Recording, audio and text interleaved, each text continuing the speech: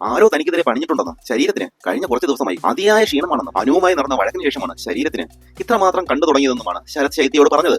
ശൈത്യ സന്തോഷമായി ശരത് നടത്തിയ സംഭാഷണമാണ് ചർച്ചയാകുന്നത്. അനുവിന്റെ നിർദ്ദേശപ്രകാരം പുറത്തുള്ളവരോ അല്ലെങ്കിൽ അനു തന്നെയോ തനിക്കെതിരെ പ്രവർത്തിക്കുന്നുണ്ടെന്ന തരത്തിലാണ് അപ്പാനി ശരത്തിന്റെ സംസാരം. ശരത്തിന്റെ ചിന്തകൾ ശരിവെക്കുന്നത് പോലെ ശൈത്യം സംസാരിക്കുന്നുണ്ട്. അനു വലിയ ദൈവവിശ്വാസിയാണെന്ന് ശരത്ത് തന്റെ സംശയങ്ങൾ പങ്കുവച്ചപ്പോൾ ശൈത്യ പറഞ്ഞത്, ഫസ്റ്റ് വീക്ക് ഹൗസിൽ കയറിയപ്പോൾ എനിക്കും ക്ഷീണവും പ്രശ്നങ്ങളുമായിരുന്നു. എനിക്കത് നന്നായി അറിയാൻ പറ്റുന്നുണ്ടായിരുന്നു.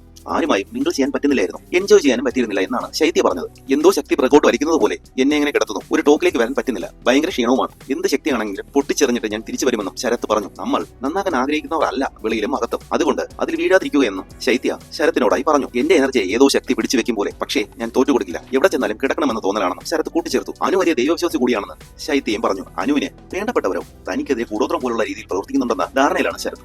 ആദ്യത്തെ ഒരാഴ്ച കാര്യമായി ഗെയിം കളിക്കാൻ കഴിഞ്ഞില്ലെങ്കിൽ ഇപ്പോൾ ഹൗസിൽ ഏറ്റവും ഫയറായി നിൽക്കുന്ന മത്സരാർത്ഥി അനുമോളാണ്. അനു കയറി വരുമോ എന്ന ഭയം ഹൗസിലെ പലർക്കുമുണ്ട്.